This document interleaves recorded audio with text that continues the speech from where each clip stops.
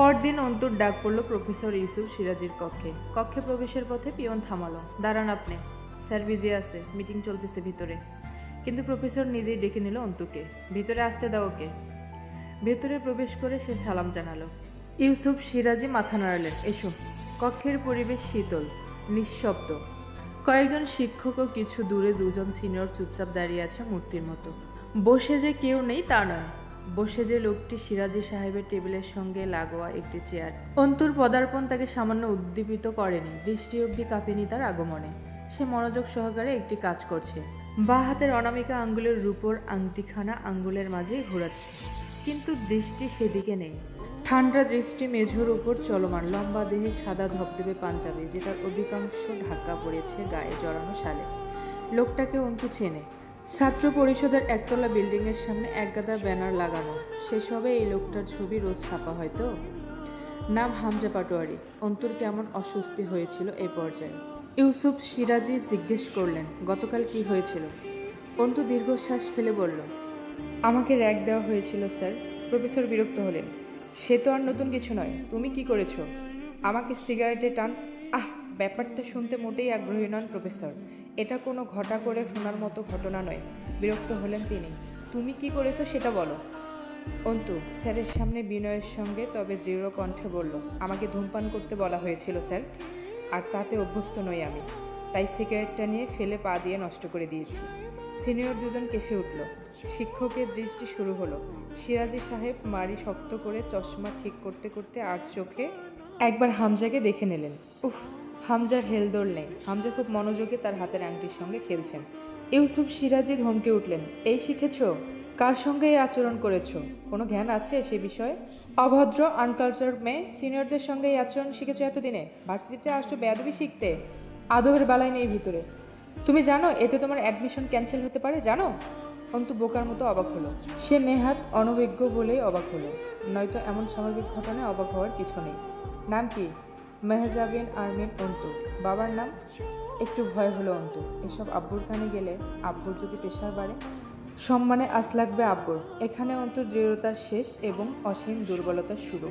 তার দৃষ্টি সচেতন হলে সে দেখতে পেত এই পর্যায়ে হামজার নজর সামান্য উঁচু হয়ে তার উপর পড়েছে। গম্ভীর চোখ দুটো হাসতে চাইছে। অন্তুর পা থেকে মাথা অবধি খুব সযত্নে মেপে নিয়ে চোখ দুটো আবার মেঝেতে আটকেছে। অন্তু আব্বুর নাম বলল, আমজাদ আলী প্রামাণিক। স্কুল মাস্টার আমজাদ নাকি? জি। এখনও মাস্টারি করে? জি না, রিটায়ার করেছে বছর খানেকের মতো। ইউসুফ সিরাজি লম্বা শ্বাস ফেলে আস্তে করে হামজাকে জিজ্ঞেস করলেন, হামজা, তুমি কিছু বলবে? হামজার মনোযোগে বিঘ্ন ঘটাল না প্রফেসরের ডাক। কিছু মুহূর্ত পরপর খুব অলসতার সঙ্গে আংটি থেকে ডান হাতখানা তুলে তর্জনী ও মধ্যমা আঙ্গুলে নেড়ে সামান্য ইশারা করল। অন্তুকে বের হয়ে যেতে অনুমতি দিল নাকি খুব আগ্রহতার সাথে আদেশ করলো বলা মুশকিল। তা বলে চোখ তুলে দেখল না একটা বারো। কক্ষ থেকে বেরোবার পরও অন্তুর হৃদস্পন্দন স্বাভাবিক হতে সময় নিল কিছু। হৃদস্পন্দন বাড়ার মতো উল্লেখযোগ্য কিছু ঘটেনি। অনুল্লেখ্য ব্যাপারটুকু হৃদস্পিন্দের অস্থিরতায় মিশে থাকাই ভালো। এর আগে কখনো এমন নিকট দূরত্ব হামজার সঙ্গে দেখা হয়নি। সামনাসামনি আজ প্রথম সাক্ষাৎ। ফ্যাকাল্টি অফ এগ্রিকালচার বিল্ডিং পেরিয়ে শহীদ মিনার চত্বর। সেখানে এক সিনিয়র মেয়ে ডাকলো অন্তুকে। মেয়েটির নাম তানিয়া। তানিয়া জিজ্ঞেস করলো, গতকাল আবার কি হয়েছিল তোমার সঙ্গে? অন্তু বসলো সিঁড়ির ওপর।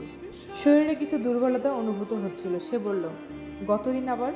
কেন, এর আগেও কিছু ঘটেছে নাকি ভার্সিটিতে? তানিয়া জিজ্ঞেস করলো, কোন ইয়ারে জানো তুমি? Second year. ও আচ্ছা, ছুটিতে ছিলে তোমরা। ভার্সিটিতে হওয়ার কি আর কোনো কমতি আছে? একের পর এক হয়ই।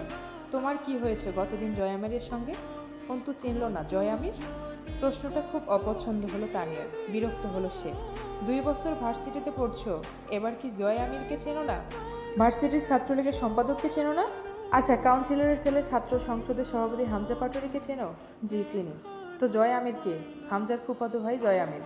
তানিয়া অন্তুর আনমনা ভাবটা পছন্দ করলো না। তার মনে হলো সে চেনাতে পারেনি জয় আমিরকে। আর একটু বেশিভাবে বর্ণনা দরকার। সে বলল, 2 বছর আগে এখান থেকে অনার্স শেষ করেছে। শ্যামলা বর্ণের লম্বা করে থুতনির কাছে একটা তিল আছে। গলায় চেন, তাতে যে লেটার আছে। ডান হাতে ঘড়ি পরে আর বাম হাতে ব্রেসলেট। কাল তো দেখা হয়েছিল, মনে আছে? অন্তুর মনে আছে। লোকটা ঝুঁকে উঠে এসেছিল অন্তুর উপর। বুকের উপর পড়ে থাকা চেনের লকেটটা অন্তুর শরীরে স্পর্শ করেছিল। সে দীর্ঘশ্বাস ফেলে আস্তে করে বলল, চিনেছি। কী করেছে ওরা তোমার সঙ্গে? তানিয়া সুরে গোপনীয়তা রক্ষার তাগিদ। খুবই সচেতন সে, ভয়াবহ রহস্যের ব্যাপার খোঁজ চালাচ্ছে সে। অন্তু বলল, বিশেষ কিছু নয়, র্যাগ দিয়েছিল।